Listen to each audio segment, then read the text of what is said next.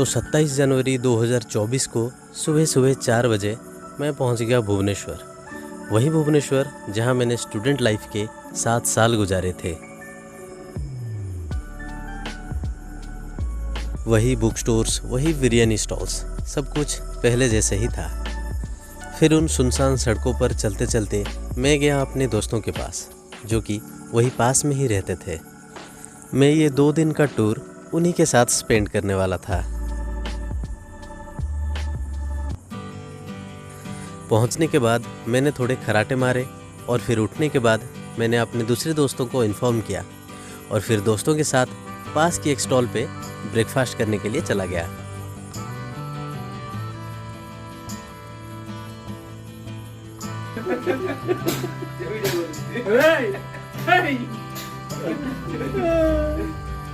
और फिर शाम को दूसरे दोस्तों के साथ वही पुरानी चाय की टपरी पर मिलना हुआ, जहाँ पे हम लोगों ने खूब सारे बातें किए, फोटोज़ लिए और बैठ के पुराने दिनों को भी याद किया।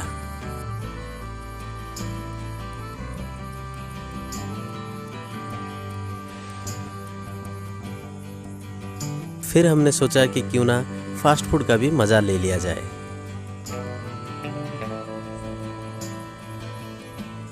उस टाइम थिएटर पे हनुमान मूवी लगा था। फिर क्या, एक दोस्त की गाड़ी में बैठे और मूवी देखने के लिए निकल पड़े।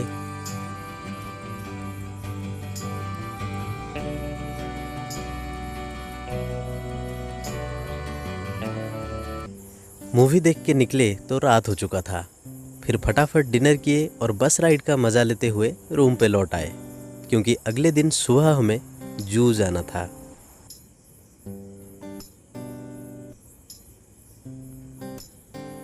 एबे मुनु से भालुटी को डाकिबो।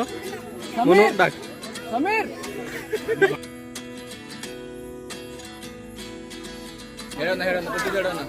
हम बाघ देख रहे हैं। तो फिलहाल सुबह 10 बजे हम पहुंच चुके थे नंदनकानन। हमने अभी तक देखा मगरमच्छ और समीर का नाम का भालू और महाबड़ा बाघ, पंद्रपत्रिया बाघ, सुन्नेली, वो गोल्डन कलर का जैकल और हाइना और व्हाइट टाइगर। हम लोग आए हैं नंदनकानन। ये मेरा सेकंड वीडियो है और हम लोग घूम रहे हैं। तो बहुत थक गया है। मंकी लोग हमको ना काटे इसलिए हम साथ में एक मंकी को लेके आए हैं और एक ठेकुआ को भी। लेकिन ठेकुआ हिमांशु आप क्या देखे? आप क्या देखे यहाँ? बंदर बंदर। उनका सांस अटक रहा है, आप देख सकते हैं। असमा का कंपनी में है नंदनकानन, जिसका लिटरल मीनिंग है द गार्डन ऑफ हेवन, 1080 एकड़ एरिया में फैला हुआ है। And it was the first zoo in India to join वाजा, world association of zoos and aquariums. फिर हम पहुंच गए रोपवे के पास और उस पे बैठ के हम निकल पड़े एक छोटा पर मस्ती भरा सफर पे।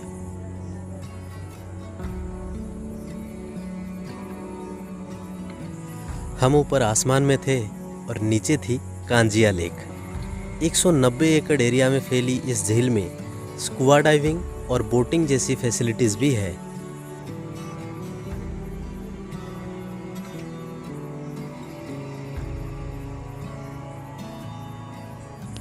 सच कहूँ तो मैं ये पहली बार किसी रोपवे में बैठा था और मुझे काफ़ी ज़्यादा मज़ा आ रहा था और कांजिया लेक की खूबसूरती ने इस मज़े को दुगना कर दिया था।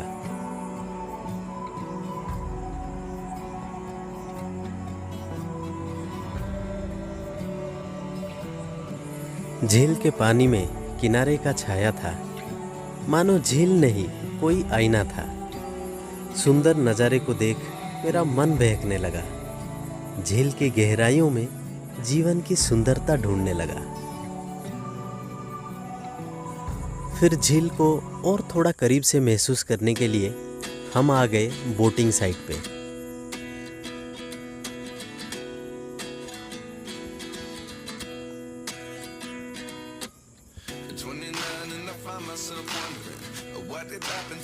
बोटिंग के टाइम पे भी हमने खूब सारा मस्ती किया।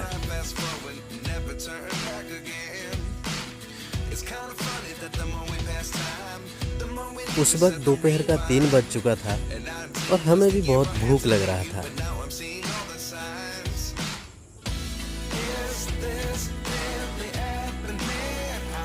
इसलिए बोटिंग के बाद हम लोगों ने बस कुछ फोटोज लिए और फिर वहाँ से निकल गए और फिर एक रेस्टोरेंट में जाके लंच किया।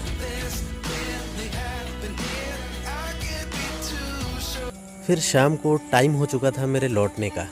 लौटते वक्त मुझे ऐसा लग रहा था कि कुछ दिन और मिल जाते छुट्टी घूमने का तो मज़ा आ जाता, क्योंकि पढ़ाई ख़त्म होने के सालों बाद हम सारे दोस्तों को एक साथ टाइम स्पेंड करने का मौका मिला था। कुछ दोस्त नौकरी की वजह से काफ़ी बिजी रहते हैं, कुछ दोस्त पढ़ाई में व्यस्त रहते हैं, कुछ की तो शादी भी हो चुकी है।